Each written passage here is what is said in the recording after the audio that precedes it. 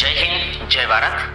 నా పేరు Mahipal Reddy. Telangana state probation and excise department Karimnagar నందు ఎన్ఫోర్స్మెంట్ లో కానిస్టేబుల్ గా విధులు నిర్వహిస్తున్నాను. నేటి పిల్లల గురించి అంటే మొబైల్ ఆన్లైన్ గేమ్స్. నిజామాబాద్ లో వడ్ల పైసలు పడినాయి అకౌంట్ లో 5 లక్షలు.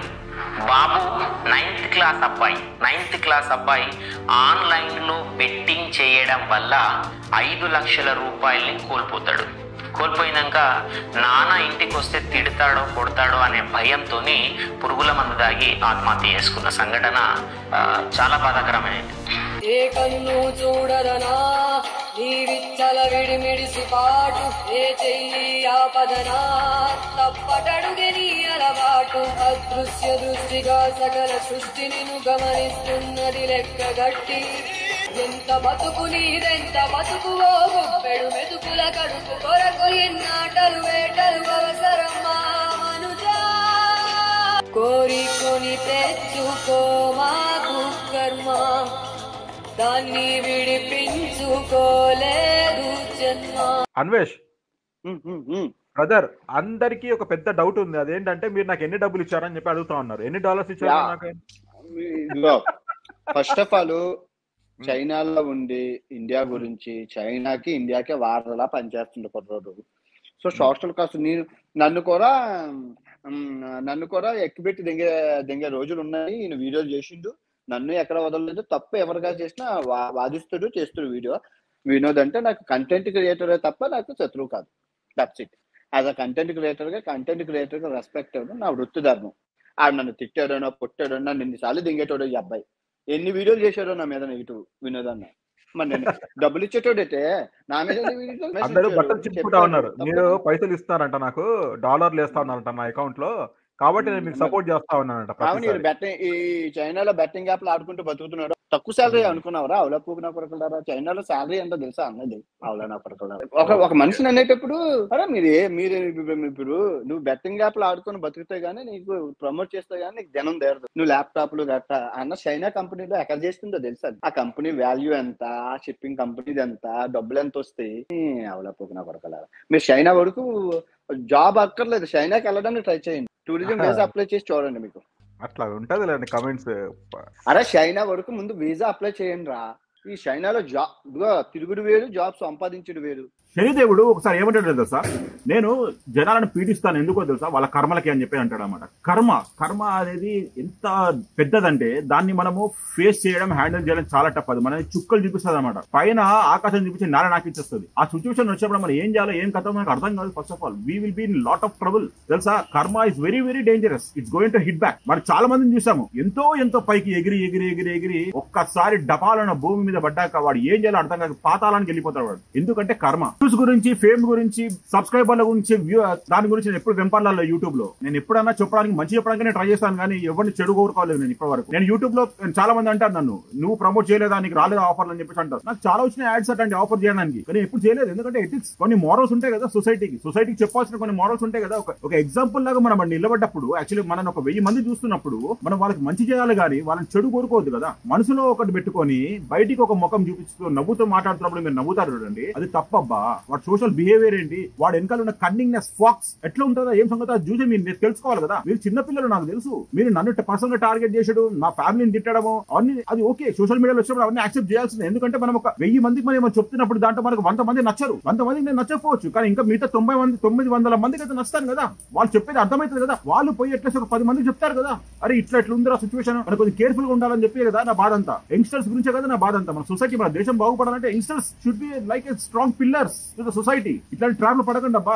This is a big time problem is going to happen. అది పెద్ద ఇష్యూ అయ్యేంత వరకు మనకు అర్థం కాదు. వీడు అరుస్తూనే ఉంటాడు. నేను డబ్బులకి గడ్డి తినే రకాన్ని కాదు, అర్థమైందా? చాలా మంది ఈ మధ్య కమెంట్ పెడతాం ఏంటంటే, నాకు అన్వేష్ కూడా డబ్బులు ఇచ్చినాడు ఈ పర్టికులర్ దాని గురించి మాట్లాడని చెప్పేసి. మీరు మేజర్ ఇంటెన్షన్ అర్థం చేసుకుంటలేదు అబ్బా. నాకు యువతను చూస్తే, వాళ్ళు పెట్టే కమెంట్లు చూస్తే నాకు చిరాకు, కోపం రావట్లేదు. నాకు వాళ్ళు చూస్తే బాధ అనిపిస్తుంది, అర్థమైందా? వాళ్ళు ఎంతగా ఇన్ఫ్లుయెన్స్ అయినారు, ఇంతనా ఇన్ఫ్లుయెన్స్, మరి టూ మచ్. కొంచెం కూడా లాజిక్ లేకుండా, కొంచెం కూడా ఆలోచన లేకుండా, అసలు వీడు ఏం చెప్తున్నాడు ఏం కథ అని ఆలోచించకుండా మీరు ఏంటంటే మీరు మీ సెల్ఫ్ ని డిస్ట్రాక్ట్ చేసుకుంటా ఉన్నారు, అర్థమైందా? ఈ బెట్టింగ్ యాప్స్ అనేది ఒక పెద్ద ట్రాప్ అబ్బా. ట్రాప్ అది ఎంత పెద్ద ట్రాప్ అంటే దాని నుంచి బయటికి రావడం చాలా కష్టం. చాలా మంది సఫర్ అవుతున్నారు, నాకు తెలుసు. బయటకు చెప్పలేరు కానీ చాలా మంది సఫర్ అవుతున్నారు దాని గురించి. మా అన్న అది చేసినాడు ఇది చేసినాడు మీరు అట్లా పాయింట్ అవుట్ చేసేది మీ అన్నని కాదురా బాబు, అర్థం చేసుకోండి మీరు. మీ అన్నని కాదు నేను పాయింట్ అవుట్ చేసేది. నేను పాయింట్ అవుట్ చేసేది ఏంటి, ఆయన చేసే విధానాన్ని ఆయన ప్రోవోక్ చేస్తున్నాడు యంగ్స్టర్స్ అని చెప్పేసి. ఫ్యూచర్ బాగుండాలి అంటే మీరు కొంచెం ఎథిక్స్ ఫాలో అవ్వండి అబ్బా. మీ పేరెంట్స్ పడే కష్టం మీరు అర్థం చేసుకోండి అబ్బా. నేను ప్రాబ్లం ఎక్కడ వస్తుంది తెలుసా, మీరు నా వీడియోస్ చూస్తేనే మీకు తెలిసే ఉంటది, నా వీడియోస్ కి వ్యూస్ ఎక్కువ రావు, ఎందుకంటే నేను లెక్చర్లు ఎక్కువ కొడతానని చెప్పి అందరు ఫీల్ అవుతా ఉంటారు. వాళ్ళు కొంచెం పెద్దగా అయినాక వాళ్ళకి మెచ్యూరిటీ లెవెల్స్ కొంచెం ఇంక్రీజ్ అయినాక వాళ్ళకి అర్థమవుతుంది అనమాట. అరే వీడు అప్పుడు చెప్పాడు కదా, మన అట్లా ఫాలో అయి ఉంటే బాగుండేది. ఎందుకంటే మేము ఫేస్ చేసిన ప్రాబ్లమ్స్ మీరు ఫేస్ చేయొద్దబ్బా. యంగ్స్టర్స్, ఇప్పుడున్న యంగ్స్టర్స్, మీ చదువు మీద కాన్సన్ట్రేషన్ పెట్టండి. మీ ఫ్యూచర్ గురించి మీరు ఆలోచించండి. ఫ్యూచర్ చాలా టఫ్ గా ఉండబోతుంది. ఆ ఫ్యూచర్ ని మీరు హ్యాండిల్ చేయాలంటే చాలా ప్రాబ్లమ్స్ ఫేస్ చేస్తూ ఉంటాం. మా ఎక్స్పీరియన్స్ మీకు షేర్ చేస్తున్నాం, మా లైఫ్ ఎక్స్పీరియన్స్ అబ్బా ఇవన్నీ. అర్థమైందా? ఇట్లాంటి ట్రాప్స్ లో పడకండి అబ్బా.